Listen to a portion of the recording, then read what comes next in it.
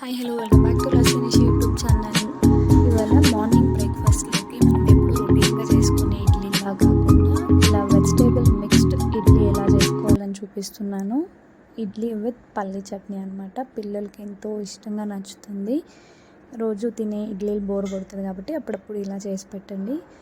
ముందుగా ఒక ఇడ్లీ పిండి, సన్నగా కట్ చేసుకున్న ఆనియన్, పచ్చిమిర్చి, ఇంకా బీన్స్, క్యారెట్, కరివేపాకు, కొత్తిమీర, ఆయిల్, కాజు, కొన్ని పోపు దినుసులు, అల్లం కొంచెం తురిమి, ఉప్పు, పసుపు, ఇవన్నీ మనం పిండి కలుపుకోవడానికి కావాల్సిన ఇంగ్రీడియంట్స్.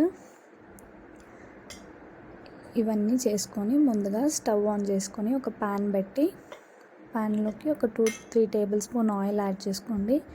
ఆయిల్ హీట్ ఎక్కగానే కాజు, జీలకర్ర, ఇంకా పప్పులు, ఈ పోపు దినుసులు అన్నిటిని వేసి కొంచెం ఫ్రై అవ్వనివ్వాలి. ఇది కొంచెం ఫ్రై అయిన తర్వాత మనం ఏదైతే ముందుగా సన్నగా కట్ చేసి పెట్టుకున్నామో ఆనియన్స్ ఇంకా పచ్చిమిర్చి యాడ్ చేసుకోవాలి.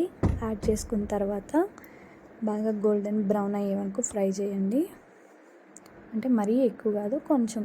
చూసారు కదా, ఇలా ఈ కన్సిస్టెన్సీ వస్తే చాలు. ఇప్పుడు బీన్స్ ఇంకా క్యారెట్ చాలా సన్నగా కట్ చేసుకుని వేసుకోవాలి. ఇలా ఇందులోకి వేసి దీన్ని బాగా ఫ్రై చేయండి మొత్తం, ఎందుకంటే సన్నగా ఉంటుంది కాబట్టి చాలా ఈజీ కుక్ అయిపోతుంది. ఉప్పు, పసుపు, ఇంకా కొంచెం అల్లం తురిమి వేసుకుంటే బాగుంటుంది ఫ్లేవర్, అందుకనే వేస్తున్నాము. ఇలా చూసారు కదా, ఇలా మొత్తం కన్సిస్టెన్సీ రెడీ అయిన తర్వాత కొత్తిమీర, కరివేపాకు సన్నగా తరిగింది ఇందులోకి యాడ్ చేసి కలిపి కోసేపు పక్కన ఉంచేద్దాము. ఇది చల్లారిన తర్వాత ముందుగా మనం ఏదైతే పిండి తీసి పెట్టుకున్నామో ఆ గిన్నెలోకి ఈ మిశ్రమాన్ని మొత్తం ట్రాన్స్ఫర్ చేసుకోవాలి. కొద్ది కొద్దిగా కొంచెం ఉప్పు, ఇంకా సోడా, పిండిలోకి మనం రెగ్యులర్గా వేసేటువంటిది ఇది. ఉప్పు, సోడా, కొద్దిగా వాటర్ యాడ్ చేసుకుని కలుపుకుందాము. ఇది కలిపిన తర్వాత మనం ఫ్రై చేసిన మిశ్రమం ఏదైతే ఉందో అది ఇందులోకి యాడ్ చేసుకొని ఇంకోసారి బాగా కలుపుకుందాము. అప్పుడు మన మసాలా మొత్తం పిండిలోకి బాగా కలిసిపోతుంది. చూసారు కదా, కొద్దిగా పసుపు వేసాం కాబట్టి ఇలాంటి కలర్ వచ్చింది. ఇప్పుడు ఇడ్లీ గిన్నె వాటర్ పోసి హీట్ అవ్వడానికి పెట్టేసుకుందాము. అది హీట్ అయ్యేలోపు మనము ఇడ్లీ ప్లేట్స్కి గీ అయినా ఈదర్ ఆయిల్ అయినా మీకు ఏది నచ్చుతుందో అది ఇలా రాసి పెట్టుకొని బాగా ఇందులోకి ఇప్పుడు కొద్దిగా పిండిని ఇందులో వేసుకొని మనం యూజువల్గా ఇడ్లీలు ఎలా పెట్టుకుంటామో అలానే పెట్టేసుకుంటున్నాము. ఇడ్లీలు బాగా స్టీమ్ అయ్యి మనకి ఇడ్లీ రెడీ అయ్యేలోపు, ఇడ్లీలు తినాలంటే మనకు చట్నీ అవసరం కదా, అందుకని పల్లీ చట్నీ చేసుకోవడం ఎలా అనేది కూడా ఈ వీడియోలోనే చూపిస్తున్నాను. ఇడ్లీ విత్ పల్లీ చట్నీ అనమాట. చూసారా, ఇడ్లీలు అయితే రెడీ అయిపోయాయి. మొత్తం స్పాంజీగా రెడీ అయింది.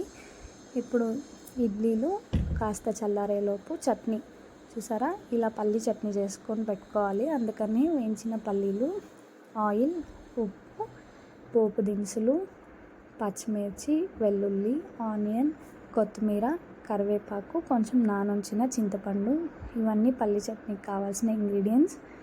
ఇప్పుడు వీటిని అన్నిటిని మిక్సీ జార్లోకి షిఫ్ట్ చేసుకుందాం. ఇప్పుడు మనం రెడీ చేసి ఉంచుకున్న ఇంగ్రీడియంట్స్ అన్నీ మిక్సీ జార్లోకి ముందుగా వేయించిన పల్లీలు, ఆనియన్, పచ్చిమిర్చి, వెల్లుల్లి, ఇంకా కొత్తిమీర యాడ్ చేసుకోవాలి.